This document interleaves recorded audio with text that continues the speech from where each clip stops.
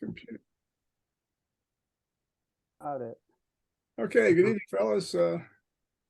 Welcome to the May 2023 meeting of TDXS.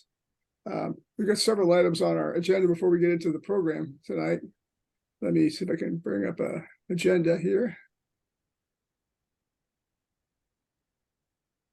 Okay. First of all, Alan wanted to talk about Field Day, of all things. Go ahead, Alan. Can you believe it? Field Day coming up, end of June and all that stuff. We're going to be meeting, we're not going to be meeting in Sugar Land this year. We'll be back at the Richmond Fireman Training Center. Oh, really? So, yeah, apparently the guy that was going to reserve Sugar Land didn't do it. He spaced it. So that's what happened. So we'll be back where we've been a few times.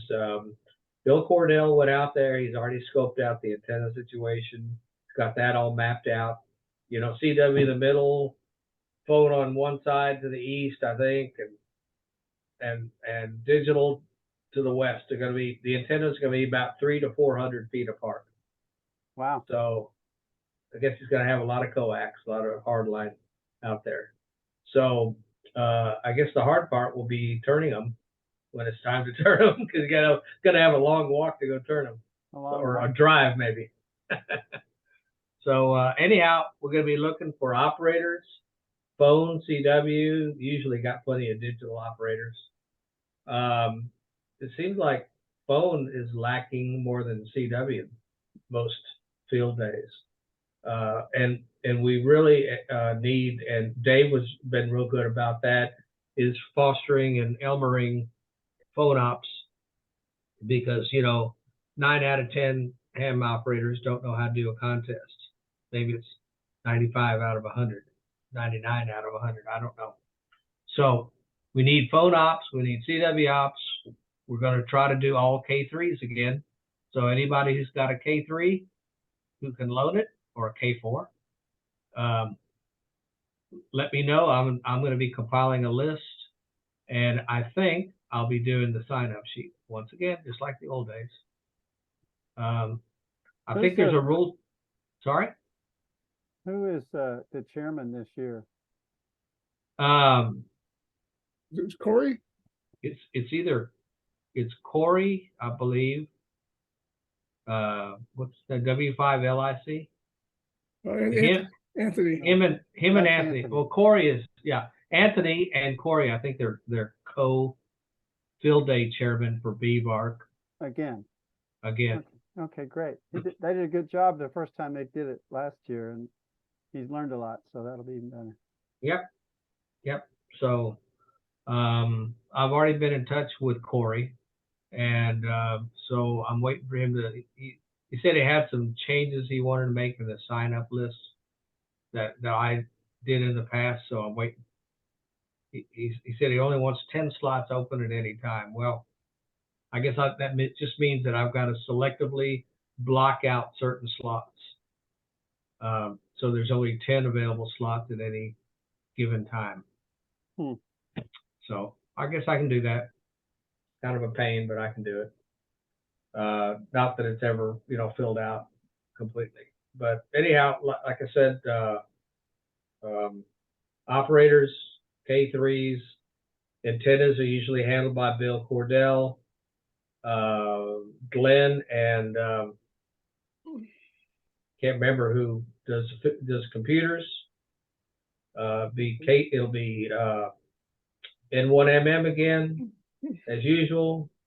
I don't know how much. I think BVARC's doing a little bit of, I think they call it special operator training. Yeah. I don't know really what they're training them to do, but maybe keep the exchanges short. Maybe some MCOM stuff. Well, okay. Well, the MCOM is not what I'm interested in, but right. So we'll have to Elmer people for the phone ops. As always. How are you connected with them, Alan? What do you mean? I mean, are they holding regular meetings organizationally to be ready for it, or?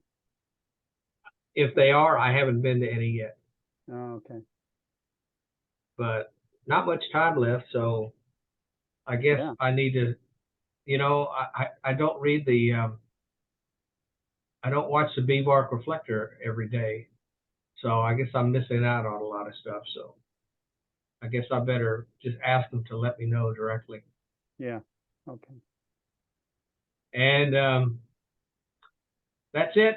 I may supply the generator like I used to. I don't know yet.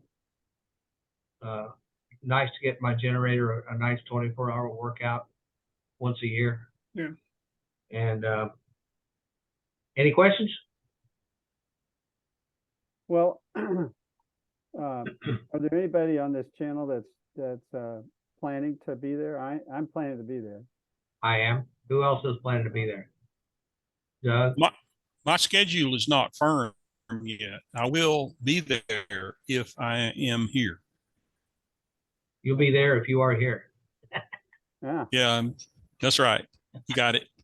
Okay. I'm in Texas. If he's not in Tennessee, I think that's what he Yeah. meant. Yeah. Yeah. Well, that'd be good. Chuck, we could use you. Kim, we could use you. Rick, we could use you. So Yeah, everybody, we can use you. I'd Do I offer have to operate phone? No, you could take my place on CW and I'll do a bunch of phone. Because I was planning to spend more time in the phone room than the CW room. But is it all one room if we're at the county place? Yeah. It is. Yeah. That sucks, but it is what it is. Yeah. There's no partitions. There's no sound insulation. Yep. So it just plain sucks. Hey, Alan, I thought they divided up that building into different rooms. Did they? As I recall, there's the big room and then there's two other rooms, I think. One that's used for Yeah, sleeping. yeah. One that's used for the go-to station. Yeah, Mike N5VCX told me that. Now I don't know how they're divided, but they've modified that building somewhat since the last time we were there. Oh, well, That'd be good. That's hopefully that might be good. it might be good. You're right. Okay. Well, I guess we'll find out. Well, And that's great. So I'd love to have a couple more phone ups to commit to helping the unwashed masses learn how to be brief. There were some people who really caught on last year, and I was frustrated that I was always in the CW room and not able to help out as much with that. We need to grow some contesting interest in those people. Yeah. When I'm gonna have to call you back. I'm in a Zoom meeting. when we're Okay, Rick. Okay, that's what you horrible. gonna say? Orville. Yes, sir. Oh, Can you mute Mute. while you're? You need to mute if you're gonna talk on the phone. Roger. Yeah. Okay. So I'd love to have a couple more guys join me in that effort to show them what rate looks like and then how to handle a frequency. So I'll come help out too on the phone. that would be great. That would be great. I know you got frustrated a few years ago, Chuck, but if you can make it. So yeah, you were talking about propagation, Alan. We're going to have propagation to somewhere on 20 meters the entire weekend. sure. And I mean to somewhere in the North America.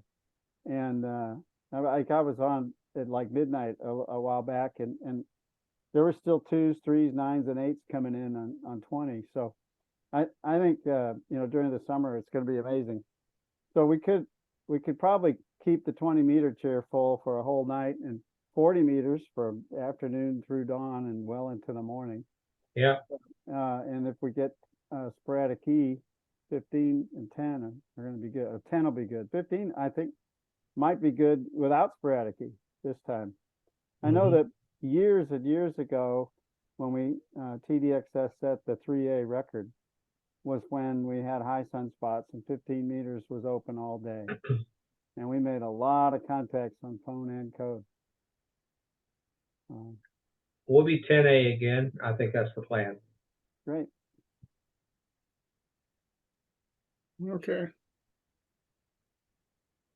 Okay, well, the next topic of discussion is Richard King, K5NA. I think we all know what happened with Richard, unfortunate accident, but we talked a little briefly about how can we recognize his contribution to TDXS and to, you know, to Hamdom in general. And really need a volunteer who knows Richard well. I mean, I've only met him a few times. Someone who has a history with Richard and can pull out the best resources to honor him or recognize him. Put something together. Either as an annual award or a contribution or something. Any volunteers? I'm not hearing anything.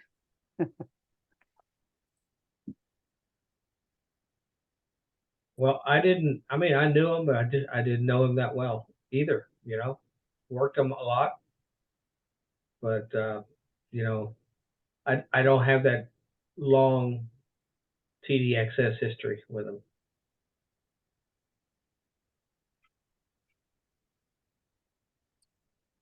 Anyone else? Maybe somebody could ask Madison Jones. He lives up there in Austin, and maybe he would have an idea. Okay, that's a good idea. Or maybe Tuna.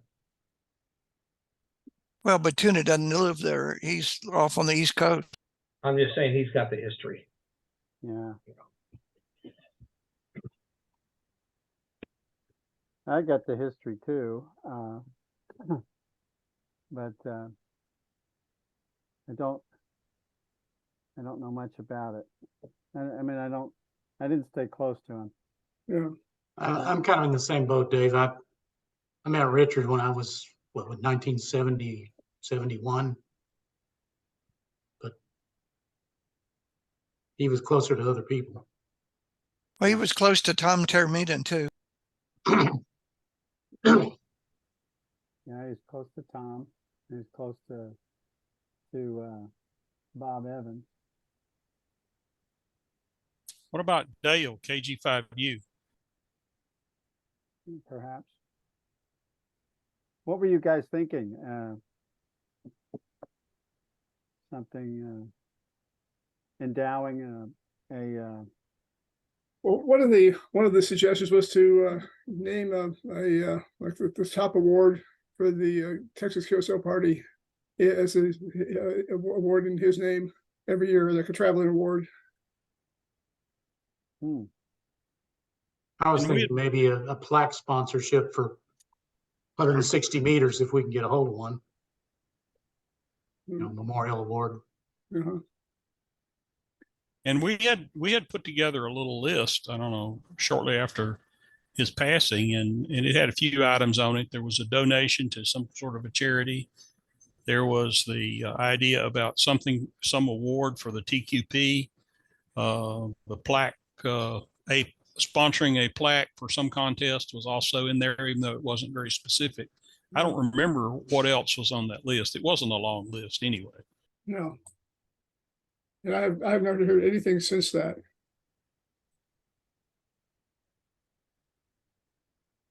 So it has at the CTDXCC discussion, I don't know, several weeks ago, some comment was made about what Susan's input might be on something like that.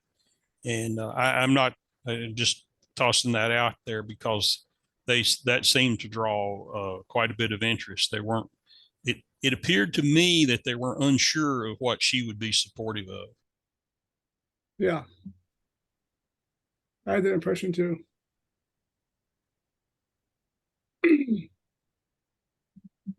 So I'm suggesting somebody who knows them, who knows Susan, can talk to her.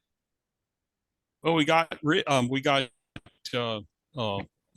Jim N5 DTT is going to be there, so maybe he's the guy. Well, yeah. I think that what is the TQP top award? I mean, the winner, or the rover, the best rover, and the best out of state and the best in state, right? I can't remember all the details of that, but the premier category winner would be an appropriate thing for Richard King. What do we normally do with that? Is it a plaque or a trophy or something we send to the winner? I don't even know. So Keith would be the appropriate guy to answer that question, but there are several plaques, and the TDXS already sponsors one. There's, I don't know, there's not that many plaques, and then there's a ton of certificates. But Keith, I'm thinking there's four plaques, something like that, maybe five. Okay, I can visit with Keith about that. Okay. Well, I think that's a good idea. It looks like the CQ Worldwide 160 has all of its plaques spoken for, but it's managed by my friend Doug Grant, K1DG. So I'll send him a note and ask him if any of them appear to be actually unsponsored or need a new sponsor, and that might be another option. Okay. Okay, we don't need to rush into this, so, Yeah, I'll send a note now about it. okay. He's at Dayton. He won't answer for a while anyway. Okay, well, there's a few of these to pursue. Yeah, I do think that perhaps something of something posted on our website with pictures, kind of a whatever we have. I think Taramina just sent a few that could be organized into a little bit of a photo album that would be an appropriate honor, being one of the founders of the TDXS. I think that would be a good idea, but I don't know much about the technology to do that, so I can't really volunteer to do it. I'm sure you could put a page together, and in fact, we've had several people send some rather lengthy emails and so forth, and some pictures. So we could probably put something together as a montage and a little history. I So know Scott Steve, did that. so Steve W9DX, I think, is the guy for that. He's done quite a bit of that for some of the other guys who are Silent Keys. Right. Okay. Keep forgetting about Steve. Who could talk to Steve about that? I can talk to Steve. Oh, that would be great.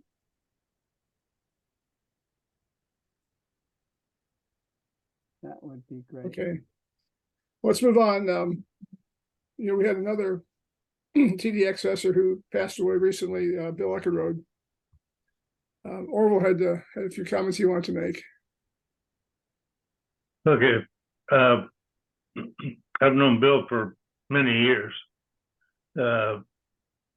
He was always active, very active in FOC. He always used wire antennas, never had any beams or anything like that up. At the time of his passing, he needed 3 countries to have them all. And one of them was Manami Torishima, which popped up 2 days after he passed away. But Bill was with Daniels for many years. He was in their gas measurement department, and he was a master at building things, particularly mechanical. He had built and rebuilt many cars.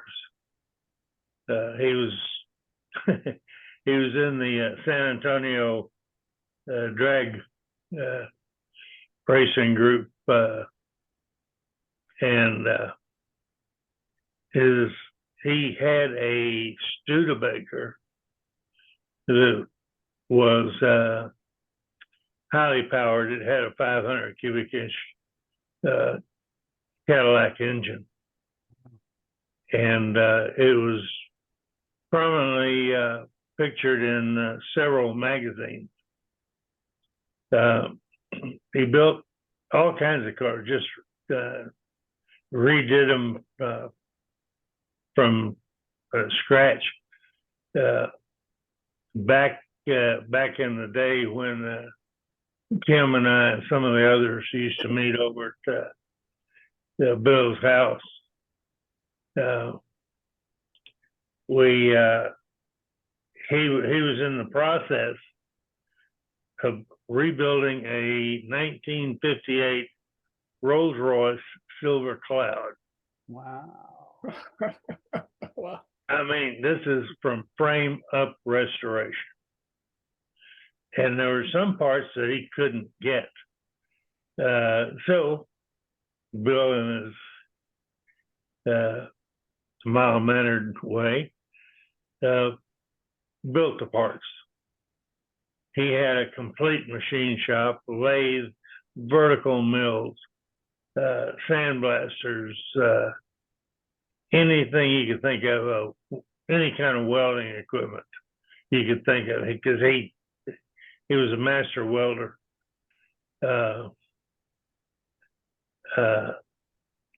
Just things like that. One time we were looking for he wanted a K-Pod, which was a little desktop control for a K3. And I've forgotten where I went, but I went out there to pick up one of these things. So I picked up two and brought one back to Bill. And the first thing I know, he calls me up and says, "You need to come over here and get." He had milled an aluminum block for this K-Pod to where it would fit on a desk, wouldn't slide or anything. But the thing that I always remember, he was talking about the Silver Cloud, and he had done all the mechanical work and everything else, and he got ready to paint it. And in order to keep this car pure stock, he bought the paint from Rolls Royce. And back in the 1970s, it was $1,500 a quart. Oh, gee. But I think Tom made the comment at one time. Bill drove Tom up to Austin for the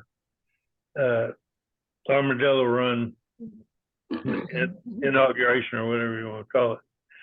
And Yeah, when they went for the proclamation of Armadillo County, I think. Yeah. right. So anyway, just that sort of thing. Bill was a tremendous. He was able to fix anything. Electronic, it didn't matter, but he did it. The only thing he had problems with, he had a little laptop computer that ate his lunch. But anyway, I had talked to Bill right after he had gone into the hospital. He had been ill, critically ill. Only he really didn't know the limit of it. But he went into the hospital. They were going to do some PET scans, and they weren't able to do the PET scans because he had pneumonia. And they tried to cure the pneumonia and were not able to do so. But he called actually he had his son call me on Bill's phone from the hospital one night.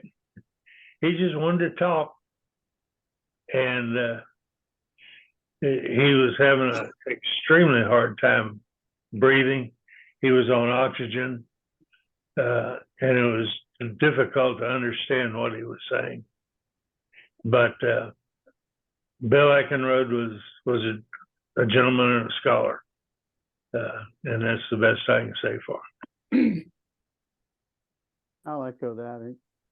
When you say W5SG, I say a real gentleman, a talented gentleman, a real gentleman, humble. Yeah, Well, Orville, you neglected to mention the prayer meetings. that's what I mentioned. That we were at his house for the prayer meeting. We'd have a gathering of the faithful, we'd call it, on the 2-meter repeater. Nobody questioned it. And what it was a roving poker game. Yeah, It was Orville and me and Bill and Tom and AA5Y Tom. I forget who else was out. Oh, Dennis was there a lot of the time. yeah. And there's the geologist. I think he's living up in Colorado now. I can't remember what it's called. Oh, J Temple, W5JQ. Yeah. But we Yeah. we had a good time. And Bill introduced us to Indian poker, where you take the card out of your hand and put it on your forehead with your finger and hold it so everybody else could see it. We had a standing rule in that game. The first person, we had a $25 buy-in. And that's all. You couldn't lose more than your $25. So it was a pretty comfortable game. But once you lost all your money, the first man out had to serve drinks to everybody else. Fun game. Oh, Yeah. maybe we should revive that. We should. We should. Yeah. Of course, I imagine the ante's going to have to go up now. Yeah. Inflation. 2750. Okay, guys, thanks a lot. Thanks a lot. Let's move on to the program from Mr. Roby. Before Successful 6 we meters. go on, I want to let you guys know that the big hot news is that Ben DL6RAI was killed in a tower accident down in Aruba. I just saw that. Yeah. Yeah, me too. He's a Hall of Fame guy, and he probably shouldn't have been climbing it. Apparently, it was due to be replaced the next day, and he died this morning. Rode the upper half of the tower to the ground. Apparently, was suspended in the air, but was unconscious and not able to be revived. Mm-hmm. So let's take care, guys. Okay, that's why I have a vertical. I That's do not a too, but it's vertical got behind beams you. on it. Right. Okay, thanks a lot, Dave. You're welcome. Roby, you're up. Okay, share the screen. Yeah, let me get out of here. Go for it. Roby, all we're seeing is from the nose up on you. Can you tilt your camera down so we can see you? So I can read Well, your I'm lips. about to run out of camera here, but that's You sort of like Kilroy. Was it Kilroy? I'm using a camera on my monitor, and I just put a pack of cards under the back of the monitor stand, and it tilts over just right.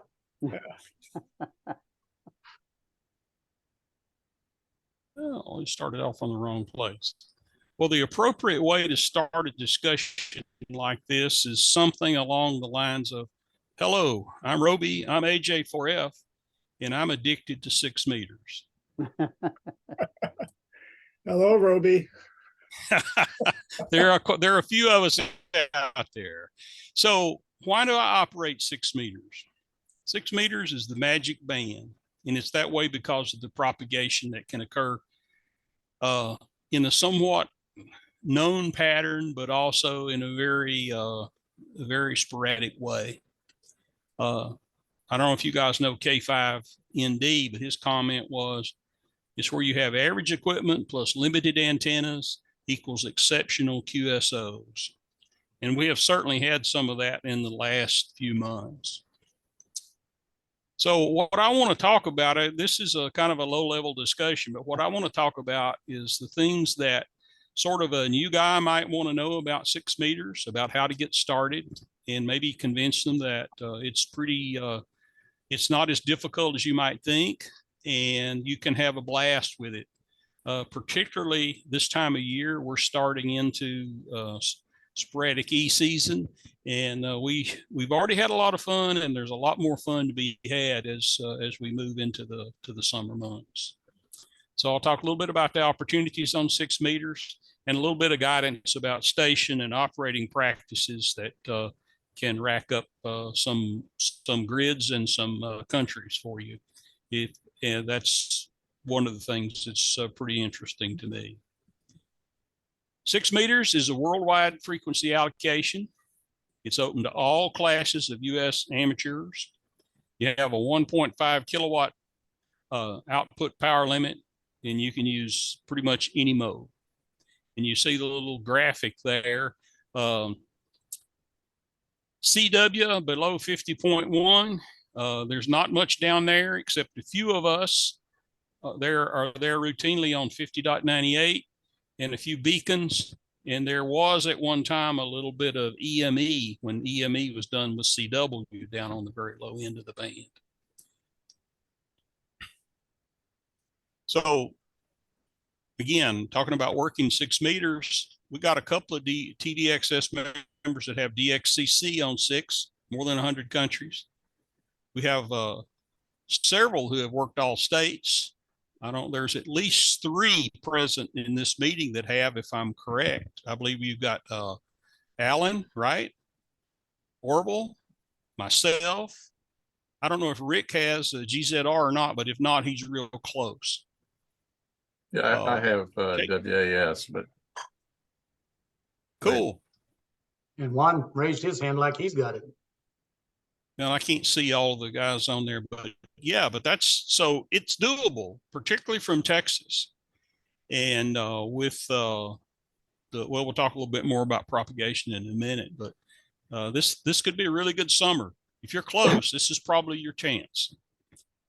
With grids, the BUCC is kind of the equivalent, if you want to think about it. Well, one way to think about it is kind of the equivalent to the 100 countries DXCC, but for the VHF and up bands. And since 6 meters is kind of halfway between the real VHF stuff and 10 meters, it's 100 grids on 6 meters is not too difficult.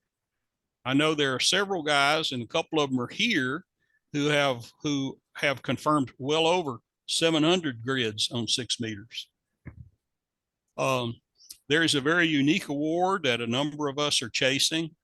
It's called the Fred Fish Memorial Award. And I believe it was, is it W5FF was Fred Fish? He was the first guy to work and confirm all of the 488 grid squares that make up the contiguous United States. And with, that's pretty difficult to do. And it's much less difficult to do today because of the digital modes, but it's still difficult and it's a blast. There's contest work on 6 meters. If you're into contesting, primarily the ARRL VHF contest in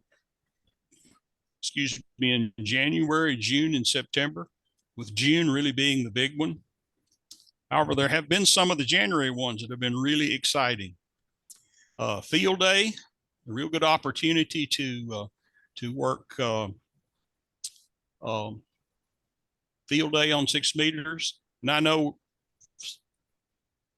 activity on 6 meters is largely moved to the digital world, but back in the 70s, I worked with a club on field day, and we worked 46 states on 6 meters in field day. Wow. Mostly sideband in those days. Mm-hmm. And of course, the CQ VHF worldwide is in July. And when propagation is good, that's a great contest to operate in. And Chuck has done some remarkably well in that contest. from what I remember. And being that most of the work on VHF is now kind of transitioned over to the digital modes, WSJTX, I got it wrong there, but WSJTX has native support for VHF contests and field day built into the software. So it's easy to use, not difficult. Another thing that's a blast is grid activations. And since people are chasing the Fred Fish Memorial Award and trying to work grids, a lot of these grids don't have anyone in them. So someone has to go out and put them on the air. This photo is from Rick GZR, his activations of EL28, which is sort of south and west of us, not that far away, but remarkably devoid of amateur activity. And Rick provided the picture. Yeah. Orville, go It ahead. happens that this picture is in south or north of Happy, Texas. This one was in the Panhandle. Oh, okay. Sorry about that. And go ahead. Okay, so Orville and I, and also Rick, have gone to activate EL39, which is just to the east of us. Rose, Texas. Groves, Texas. And food was pretty good. And we even had a visit from the city council, right? Yep. The city councilman came out and visited us for a little while. But the objective for that was one of the objectives of one of those activations was to give a TDXS member a grid that he needed to help him move up the FFMA ladder. And we worked K5XI, I believe that's right, and gave him EL39, which was one he needed, and that was a lot of fun. So why is it a lot of fun? Propagation is the main factor that I think influences that. Sporadic E, modes of propagation, sporadic E. Some tropospheric ducting, it's not that great, but it can be a lot of fun here on the coast anyway. Had some really interesting openings a couple of years ago with Tropo. The TEP, the trans-equatorial propagation, which has to do with the magnetic equator. And we've had phenomenal TEP this year. F2 layer, which is just ionospheric propagation off the F2 layer, which is when you have a high level of flux, high level of sunspots, you can have that. And we probably have already had some this year. And as we're in the increasing on the increasing side of the solar activity for this solar cycle, we're likely to have some more. And there's meteor scatter, ion scatter, and auroral propagation. We don't get much auroral this far south. I'm not going to talk a lot about these, but maybe we can con Rick into talking to us about meteor scatter one day. It's a lot of fun, and it's a good way to pick up grids because some of these guys, some of these hardcore guys go out there and camp out in these grids during meteor showers. So you can work them. It's really much different than anything I'd ever experienced till when I got started in it. Sporadic E is really the go-to propagation mode.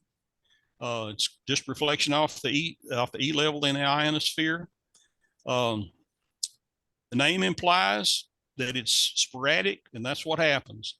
Sometimes there's nothing, and sometimes there's everything. And the sporadic E can be very intense, where a relatively small antenna and a small amount of power can have tremendous signal.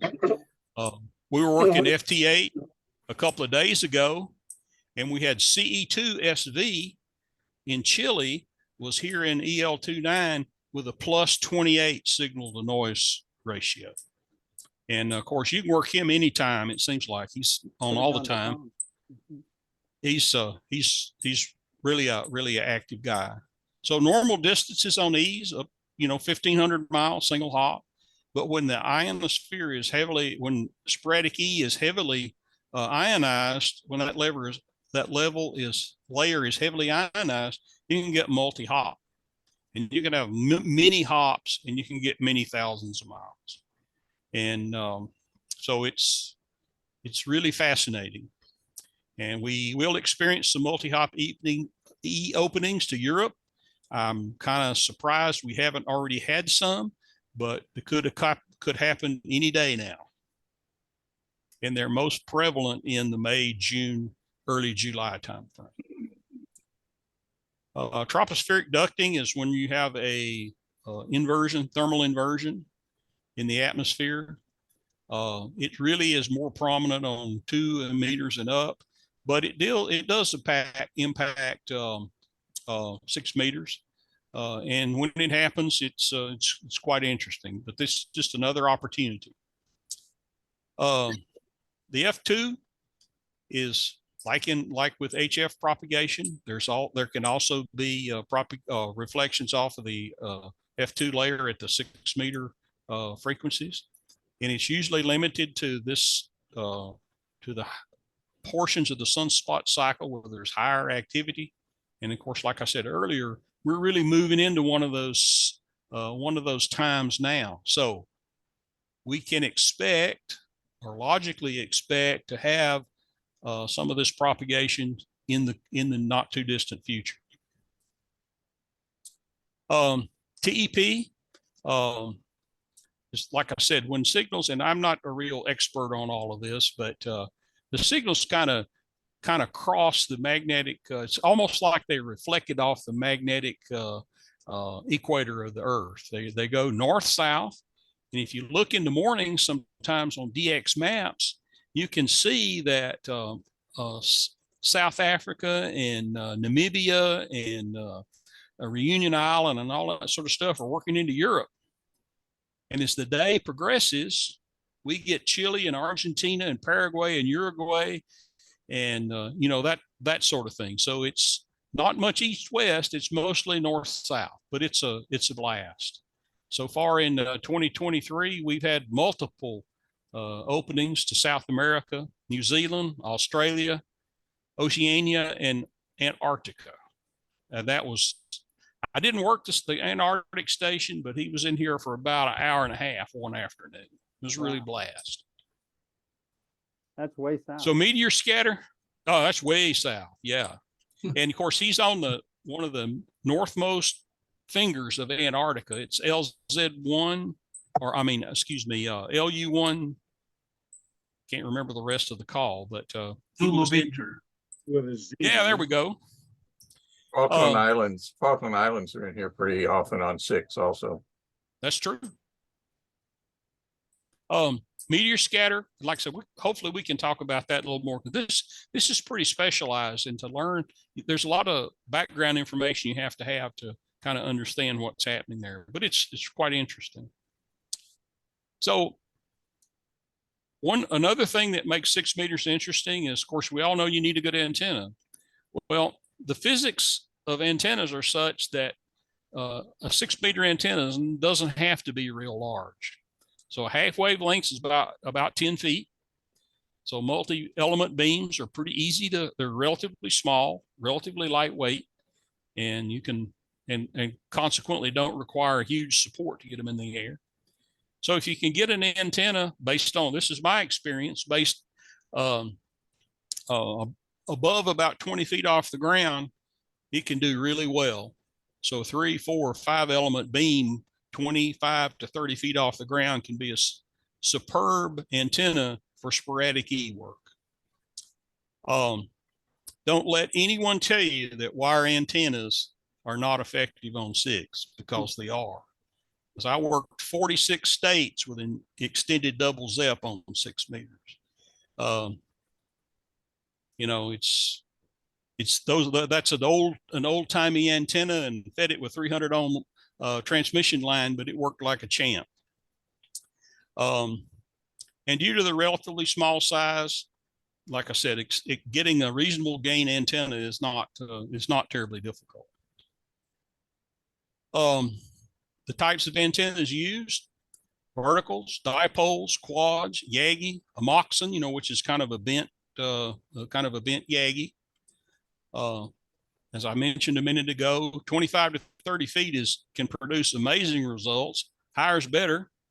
I'm much more satisfied with my LFA at 60 feet than I was my little 3-element Yagi at 30 feet, but I haven't worked anything with the LFA yet that I hadn't already worked with the small Yagi. When you put the antenna up, you need to get it in a location where you have a clear path to the horizon. This is that old adage about, or the old story about antennas. The more free and clear and open they are, the better chance you have of them working well. Due to the small size of 6-meter antennas, a push-up TV mast, which you can still buy from Rome, they're not terribly expensive, is a practical support. And since it's a gain antenna and has directivity, making it rotatable is important, but you can turn it with your arm. The old strong arm method is really effective, or can be really effective. So here's just a couple ideas. You may already have, if you're like a lot of guys and you're bound in a subdivision or something like that, you may have a vertical, and this is a common vertical, the little AV 640. It's a 640 because it's 6 through 40 meters. And these things do work. I mean, when sporadic E openings, I've worked Chile, Argentina, Northern Canada. With mine, I have one of these that I use for all the bands, and it works pretty well. Now, when conditions are poor, it's a no-go on 6, but when conditions are good, you can make a lot of cues with it. A dipole, as I mentioned, I use extended double ZEP, but a dipole is a neat little homebrew project. Doesn't take much tubing to make a rotatable dipole.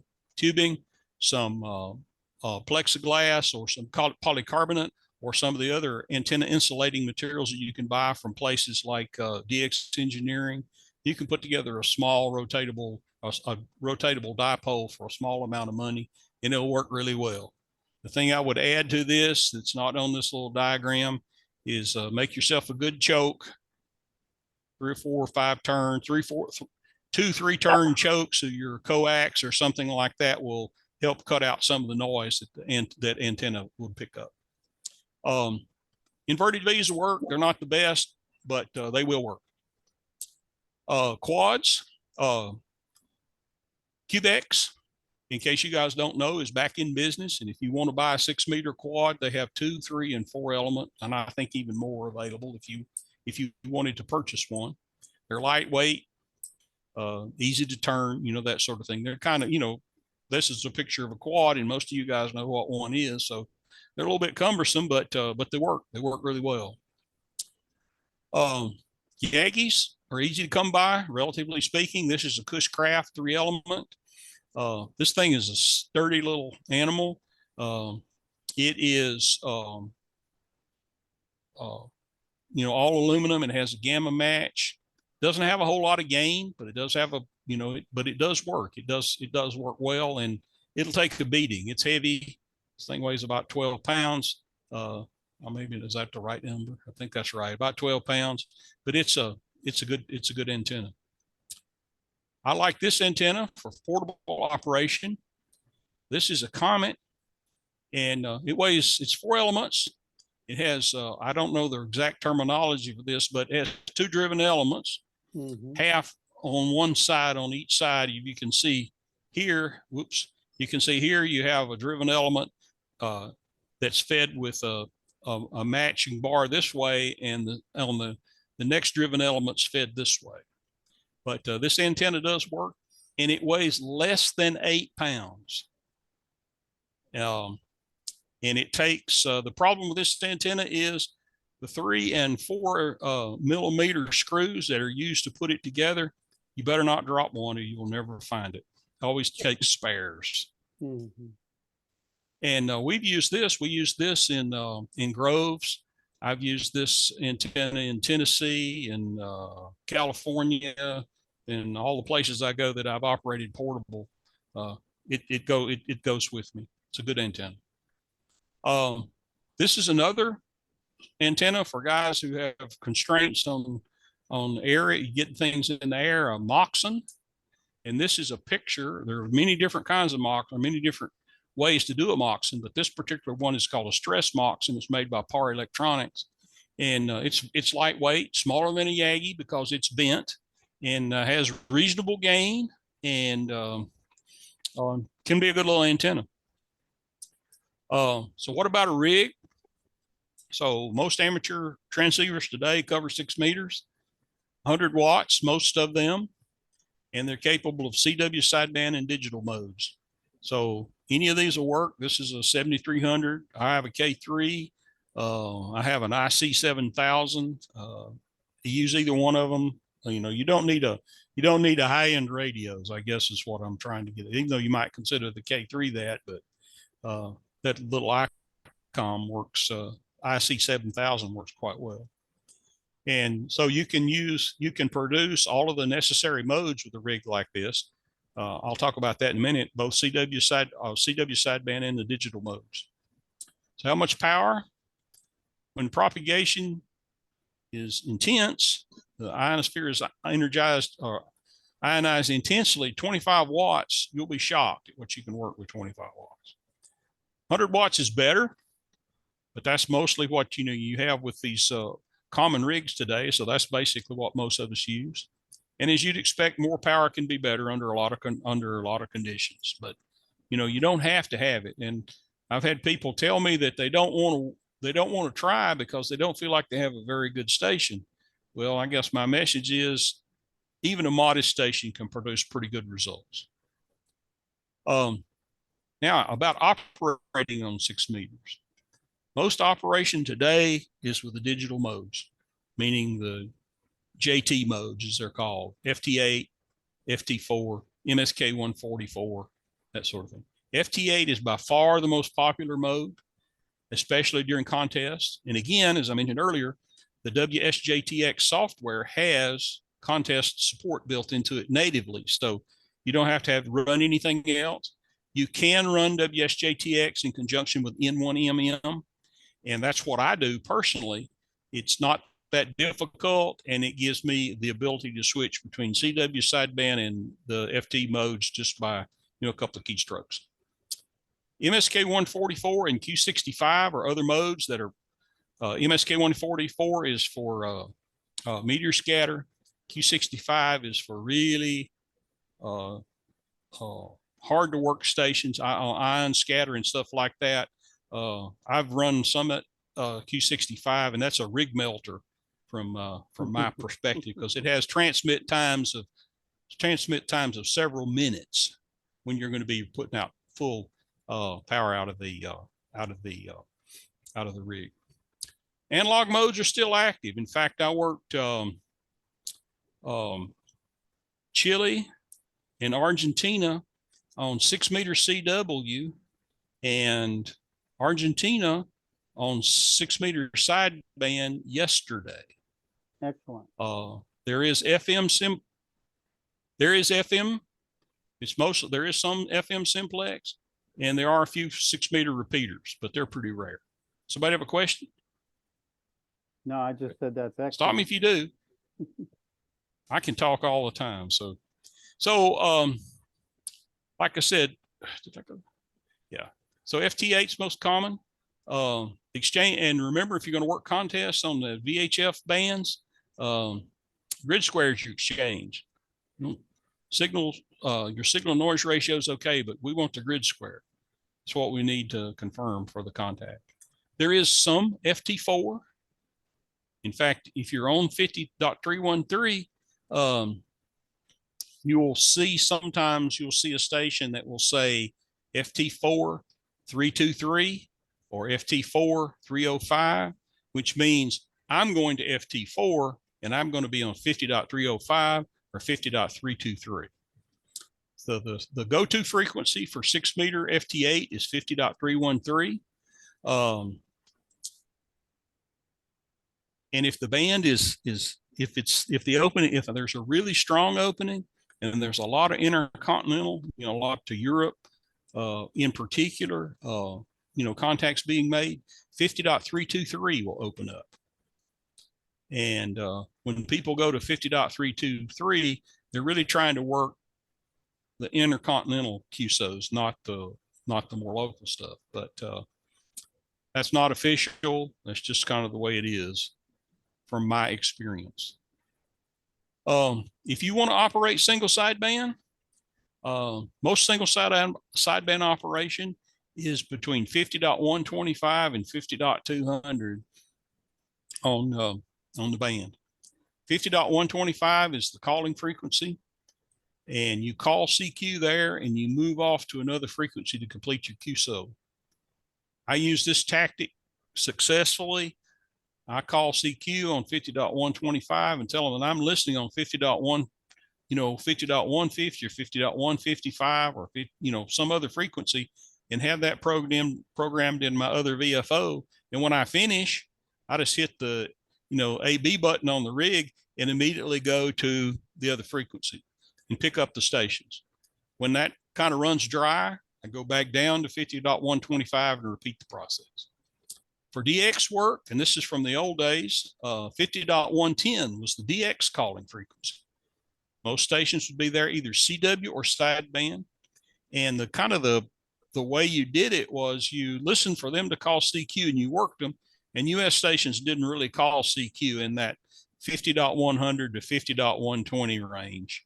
Not a lot of people adhere to that today, but that was the way we used to do that. During contests, this is what I like to do, but other people probably will tell you to do it the other way, and that is to work to try sideband at the bottom of the hour.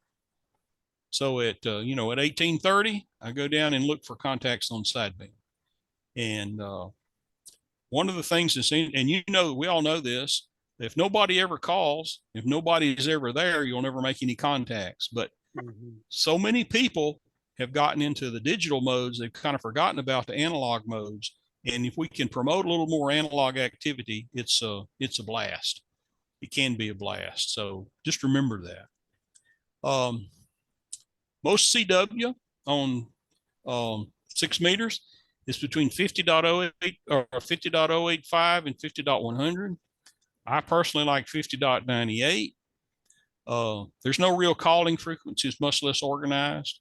DX stations on CW often operate between 50.100 and 50.120. In fact, when I worked at the Argentinian station the other day on 6 meters, he transmitted on FT8 that he was going to 105 CW. So I went to 50.105 and there he was. It was, pretty straightforward stuff. During contests, try CW at the top of the hour. Go down, call a few CQs, listen around, make some noise. You'll be surprised. There are some hardcore guys that camp out down there, and they'll add to your totals. Now they're not jillions of them like there used to be, but it's still a lot of fun. 6 meters has a lot of beacon stations. So before things like PSK reporter and DX maps and packet clusters and all that sort of stuff, beacon stations were on, and they were in the range of 50.50 to 50.85 or so. And they transmit with low power, usually omnidirectional antennas. It's just their call sign and their grid square and maybe some other information. So if you wanted to know where the band was open, you go down in this range and tune back and forth and copy the call signs and grid squares of the stations. And that's how you knew where the band was open. Still works, by the way. So because sporadic E can kind of occur at any time, you need a propagation tool. You need something to help you out to know when the band is likely to be open. So the tools I like are DX maps, the ON4KST chat group, Slack has a group called VHF chat, PSK reporter, and of course I just mentioned a minute ago, just on the air monitor. A quick spin of the dial down around in that beacon area can give you some good information. While you're on that one, ping jockey. Yeah, that's another one. I didn't think about that. That's right. So this is DX Maps. This is a recent, just a screenshot of DX Map. This shows you basically where the activity is on 6 meters, and you see the little in the window here. If you put your mouse over one of the call signs, it'll tell you when they're last heard and what their frequency is. And if done properly, if they're actually transmitting, you'll see what their offset frequency is. It'll say 50.14050 or whatever it is. So it can give you a clue. And DX Maps is good for all bands, but it's really good. I use it for 6 meters. This is VHF chat display. This is on Slack, which Slack is a workspace or a system that has workspaces, and VHF chat is one of the workspaces on the Slack platform. And this is where you can organize and find out. You can organize contacts. You can find out who is on what frequency and who is in what grid square, and you can see these channels, as they're called. This is number 3 is the rover rare grid. So if there is a station in DMO2 and he's on, he'll tell you that, hey, I'm in DMO2 and I'm looking at, I'm looking due north, or I'm looking due east, or whatever, and you can get on there and tell him, say, hey, don't forget us in EL29. And he's okay, I'll get you on the list. And then he'll swing his antenna around later. And it's very helpful for working all these grids. Last year, we had a guy that came from Seven Land to Louisiana and rented a fishing boat and went into grid EL58, which is just off the coast of Louisiana. And there's only a small amount of land, no inhabitable land in grid EL58. So every morning he would head out of whichever port on the Mississippi he was headquartered in, and he would post here that, hey, I'm leaving the marina. I'll be in 58 in an hour or whatever. And it's really a really powerful tool to get some of those rare ones. These applications are available. I have it on my PC. I have it on my iPhone, so I can look and see what's going on anytime. And if you're an addict like me, you got to know that, because you can always come home and get on the radio.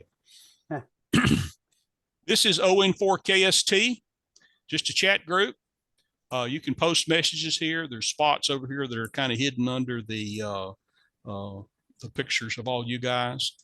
This chat group has over 12,000 people worldwide, 12,000 users. There is a group for region 2, 50 megahertz. There's a group for 160. There's a group for all the bands, all the modes you can think about. This is again, it's a powerful tool to know what's going on and to organize QSOs. Of course, our friend PSK Reporter. PSK Reporter is a site that collects data from WSJTX and some of the other FT8 software, and it simply reports the signal noise ratio and the last time that a particular station was decoded. And this is us whenever we're using the call, or us, Orville and I, when we were using the call K5DX in EL39. And this is, typical of what you were able to see. These stations were hearing us, and we were working stations all over, primarily the eastern half of the country at that time. And this is, how we knew who was hearing us, and it was quite effective. So, kind of at a summary, to be successful on 6 meters, you need at least a modest antenna. A small Yagi or quad at 30 feet is a really good choice. 100 watts is good enough. If you got a kilowatt and a half, okay, use it, but not everybody has that. You need software, a computer, and an interface for your transceiver so you can work the FT8 and work the digital modes. That's where the activity is today. Propagation monitoring tools, like I've showed you, DX maps, VHF chat, that sort of stuff, determine when the band's open and which direction the band is open, are really good tools to have. Even if you hear nobody on, get on and call CQ periodically and look for flags. Well, what's a flag? These little red things here are flags. That tells you that somebody was hearing you whenever you were calling, CQ, and it gives you an idea where the propagation is, at that particular time. So that's my discussion. Anybody got questions? Somebody wrote, okay, so Juan says Ham Alert is another amazing tool. Absolutely. There's a lot of them. Questions, comments? I got a zillion. I don't want to, I want to hog this. So anybody else, one of the things that, you talked about the Fred Fish Memorial Award and VUCC, and of course, those are both American Radio Relay League awards. One of the things that, I'm an ARRL bigot, but make sure that you at least try out Logbook of the World. If you aren't using Logbook of the World, you're missing out on a lot of QSLs that you would. There's a lot of stations that don't even respond to stations who aren't using Logbook of the World. Let's see. So Logbook of the World and ARRL, VUCC, so on. There's a local beacon in Missouri City area on 50.079.7 KC5SQD beacon. It's not on all the time, but almost all of us in the Houston area should be able to pick it up without any problem. There's an FFMA groups.io group. So if you're on groups.io, just search for the FFMA group. Something you might write down, KV5W, Kilo Victor 5 Whiskey, is Francis Inman. If you go to his QRZ page, it'll show you how to get to the FFMA leaderboard, shows what grids, their schedules and calendars, who's going to be where. A very useful tool, regardless of whether you're working on the towards the award or not. A lot of the people are using the NOV antenna LFAs, loop fed arrays. I've got M square antennas, but they work fine, but a lot of the people have gone from M square to NOV's antennas. Have had good luck with them, with snow and ice and that kind of stuff. The other thing was, as we all know, as DX Society and contesting, whatever else, there's two sets of equipment situations. One is a contest mode where the contest is on this weekend and you have to make contacts today. And if you don't, if you make a contact on Monday, it doesn't count in the contest. So that's where big stations, big antennas, high power, all that kind of stuff, that's where it works out great to have that. But as Roby said, you don't need that. 100. I have 800 grids confirmed. My antenna is on 2 sections of tower that are held up by ropes, 5-element antenna. And so the main thing there, I was going to make some kind of comment about Roby's already worn out a dozen chairs just sitting in front of the radio listening for somebody on 6, but that's a lot of what it takes. And then my last comment is JT Alert, and there's Grid Tracker and others, but JT Alert is an excellent tool to watch what's going on 50.313 and say, hey, there's somebody on from a grid that you need. So that's it. Yeah, so JT Alert's kind of interesting because it shows you the grids that you've worked. And if you decode a station, it will tell you if you by color, if you've worked that station before or not. But you can go into JT Alert and you can actually look at the grids that are confirmed. There's a way to list them. And it says like in my case, I'm well over 700. I don't remember the exact number, but I look at that section of JT Alert, and it's kind of disheartening because it says you have worked 712 of 32,600 grids. It's like crap. I better get busy. It's going to take a lot of F2 to get the rest of them, I tell you. Yeah. Well, of course, the other thing you have to think about is the fact that there's 32,000 covering the globe, of which, what is it, 1/5 is land. Yeah. Yeah. And so, but yeah, Roby, you better get to work. I know it. Okay, just a couple of more things. And any other questions? Just one comment for if anybody is going to the 6 meter barbecue at the end of September. I'll be there, but Zulu Lima 1 Romeo Sugar will fly to Houston, and we will drive from Houston to Austin. So maybe if anybody wants to get together around Houston before heading to Austin. Cool. Oh, that's great. If anybody's interested, I'm good in QRZ, and I can forward you the invitation, the info from Dick K5AND, and I've been to a couple of them, and they're lots of fun, especially the free margaritas. That's really nice. But no, it's a really great setup, and lots of room for everybody to talk, and they have some technical stuff, but yeah, if anybody needs it, K5AND is the one that's sending out the information this year. When's it going? September. It's in September. The 6 meter, what is it called? 6 meter barbecue. Yeah, 6 meter barbecue. The last weekend of September. Ah, that's it. Okay, just a couple other items. Acknowledged who gave me information for this, K5ND.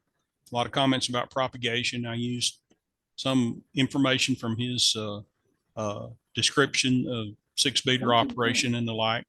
And Rick, K5GZR, for some inspiration and the photographs. He gave me a lot of other stuff that I did not use, but I really appreciate it all.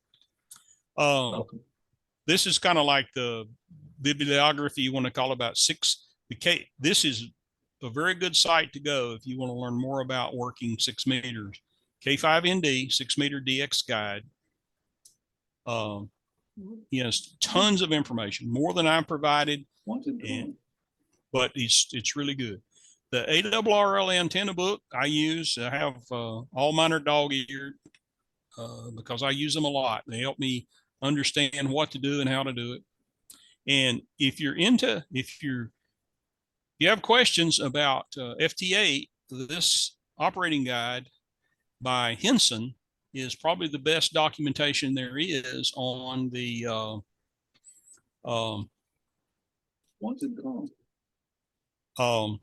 for 6 meters or for all of FT8, excuse me, for anything about FT8, any of the modes. This guy he's done tremendous work. He's got a real good book about WSJTX and lots of neat things there. Robbie, I had one other. I had one other thing. You're talking about Q65, and I have half a dozen of us get on every morning on Zoom, but we also make 6-meter contacts, and we regularly make 900-mile contacts on Q65 with 50 to 80 watts and 5-element antennas. So Q65 is a very good, it's excellent for schedules. And as a matter of fact, W7, gosh, what is his name? The one GJ? GJ, yeah. Lance has done a whole bunch of 6-meter expeditions, de-expeditions around the world. 6-meter EME. He has an 8-element antenna that he uses and a kilowatt, but he will be using Q65 for his EME work.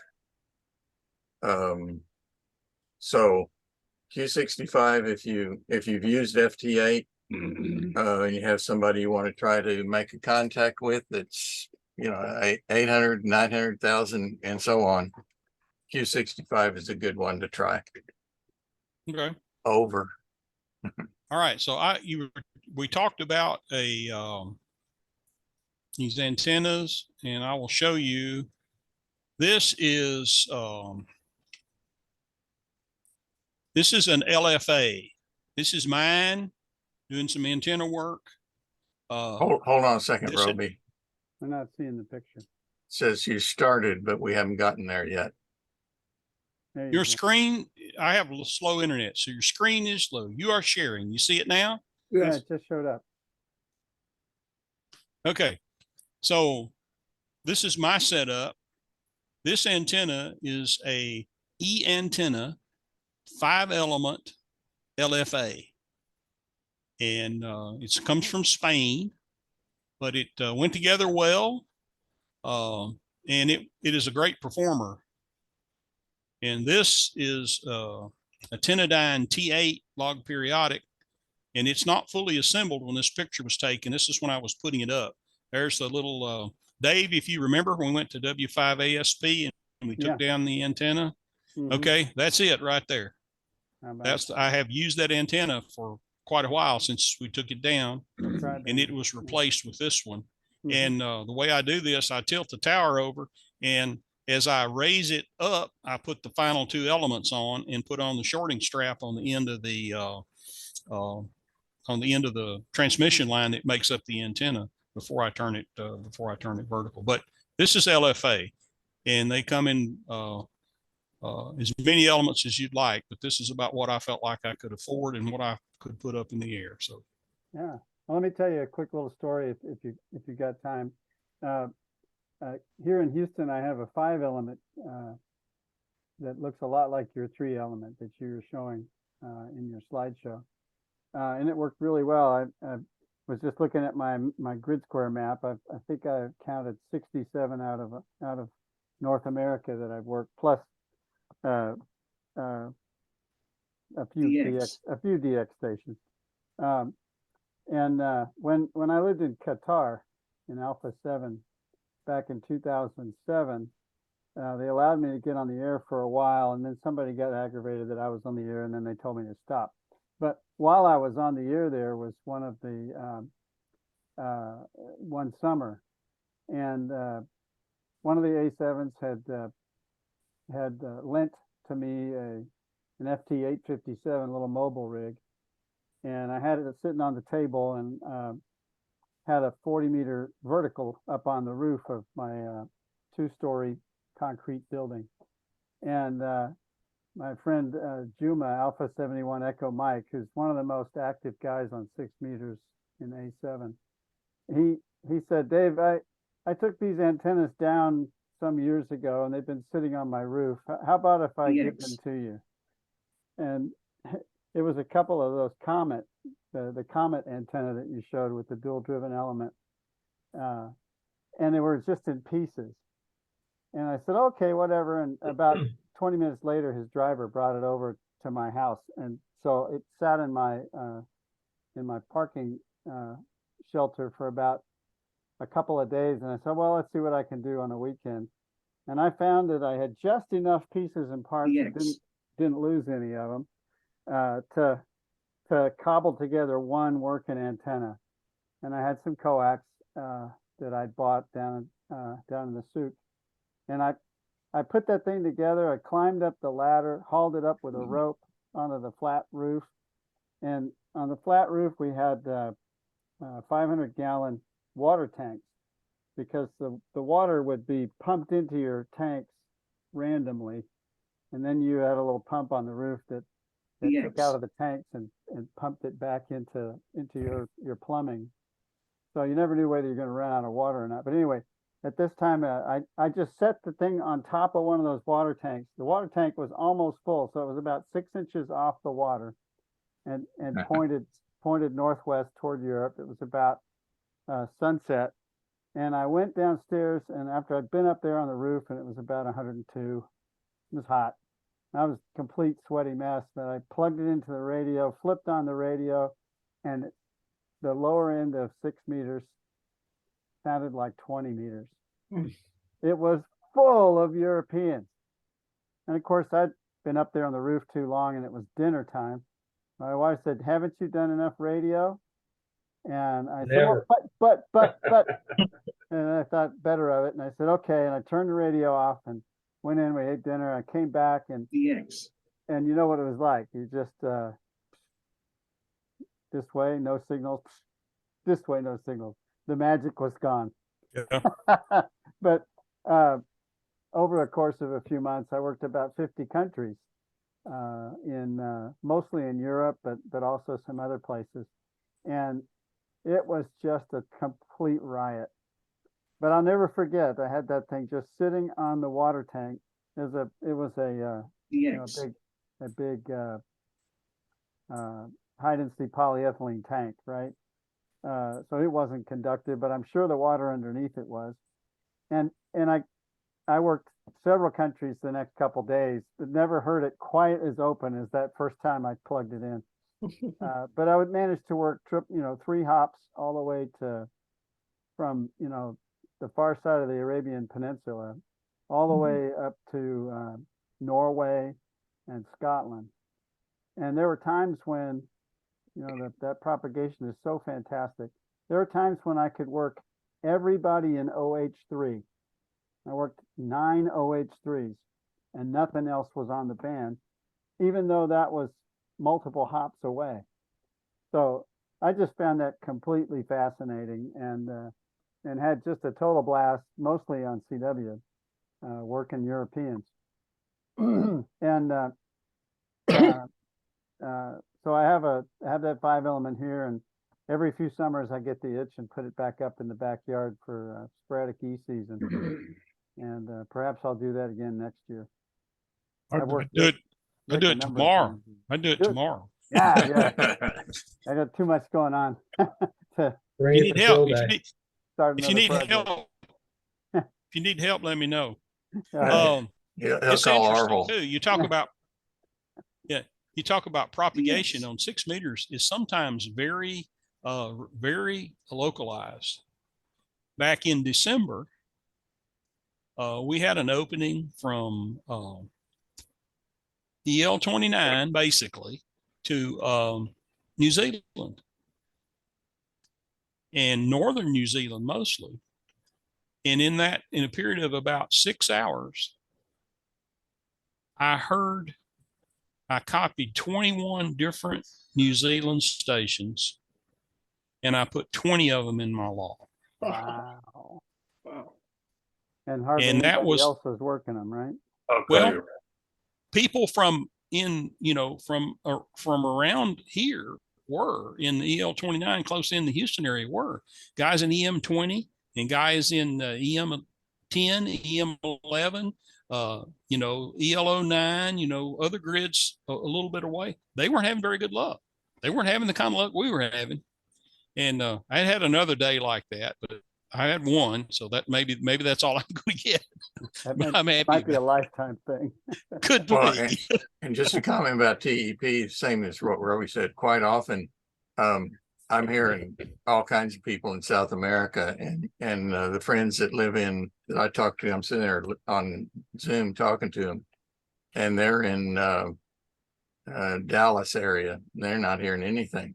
And we're hearing, 20, well, S9 plus signals from South America, and they're hearing nothing.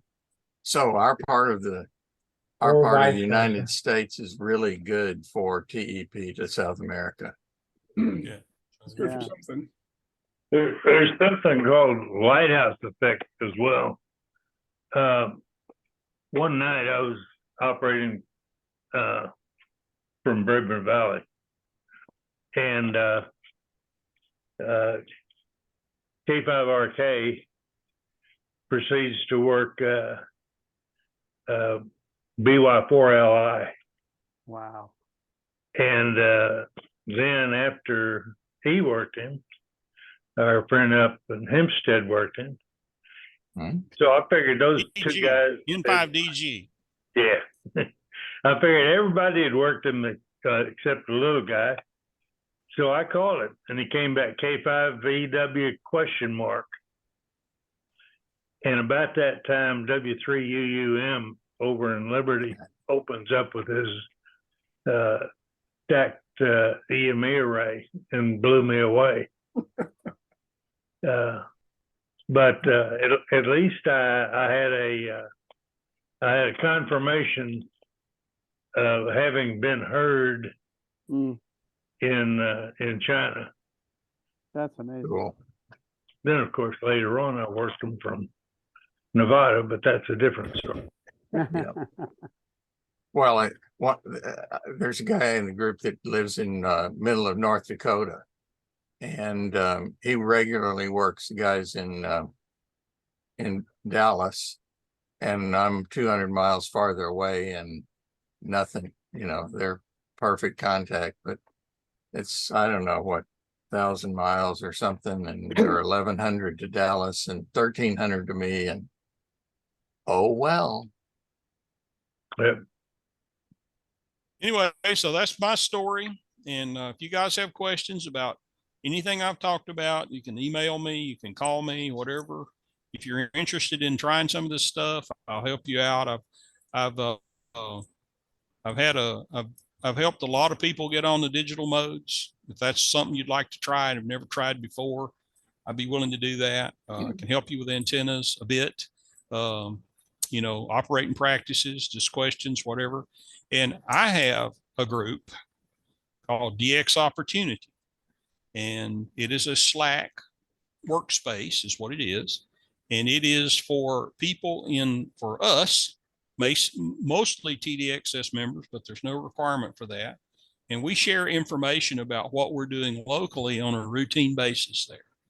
So whenever I'm working into South America, I'm posting on that what stations I'm hearing or what stations I'm working. We've got about 20 members. About 6 or 7 of us are kind of active most of the time. But anybody, it's like those other groups I talked about, except it's very localized. It's just us. There's one more feature to talk about. If you use JT Alert, JT Alert has a direct message function.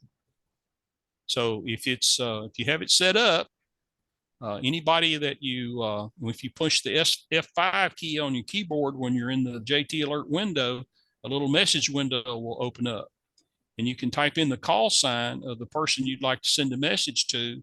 And if they're on, it will indicate that the call sign will be green, and you can type a message to them. And Larry, K5RK, does that with me a lot. He will send me a message and say, hey, I'm hearing ZLs, or I'm hearing BKs, or I'm hearing 3D2 or whatever, and it's just another tool that can help you out and can make it a lot of fun. Okay, I won't talk anymore. Doug, back to you. I just wanted to clarify one thing. So you're saying that my ground mounted quarter wave vertical is not ideal? A little bit less than ideal. Okay. But Leslie has a big IR. AB5 Alpha Delta 5 Whiskey Bravo, 85 WB. It's about 6 miles from me. Yeah. And if I'm not mistaken, when we had that big opening to New Zealand with that big IR, he worked New Zealand. Wow. Good. And there's people that have sideband stuff on 6 meter sideband driving around. And it's pretty interesting how many, how far around the country you can work them too. So, The mobile guys. Yeah. mhm. Okay, guys. Well, I think it's been a productive evening, and I was sure enjoyed it. Thanks for stopping by. I have one more comment, not about 6 meters though. During the presentation, had my FT8 running, calling CQ on 17 meters, 50 watts. I work at Echo Papa. Called me. Whoa. Pretty cool, huh? That's pretty. Probably a rare. Russian over there. Who knows? Oh, since you said that, the other thing is that the 5-element antennas will work really well for almost all the modes, especially with meteor scatter. You get more than 5 elements, and the antenna is too pointy, and so it's too hard to. You can send out a broadcast and with the 5-element one and be heard 90 degrees, a 90-degree bandwidth. But if you have an 8-element antenna, they may not hear you at all. Yeah. True. So some of my most exciting contacts are 6-meter contacts, memories. I remember Cool. the first time I heard transequatorial propagation. I was at W5AC at Texas A&M, and people had told me that 6 meters opened up. I had never talked to anybody on 6 meters farther than I think Seguin, Texas, and one evening we were fooling around on 2-meter sideband, and somebody said, I think 6 meters might be open, and we switched over to 6 meters, and here's LU3EX calling CQ with a little bit of buzz on his tone and calling on CW, and the two of us that were sitting there, we were like looking at each other like, have we entered into another universe? This is the weirdest thing, because there's nothing else on the band, just this LU3 calling CQ. And so we got up the nerve and called him, and he came right back, gave us a good signal report, and we got a card a month later. Unbelievable. that's cool. And then the last time I had the antenna up was when JW7QIA was on 6 meters a few summers ago. And he would go, whenever he saw numbers on FT8 signals that were up a little bit, he'd come down to CW to 105 and call CQ. And I heard him, and I'd call him, and I'd get beat out, and I'd call him. I couldn't believe I was hearing him. And then finally he came back down there after he left and went back to the FT8 for a while.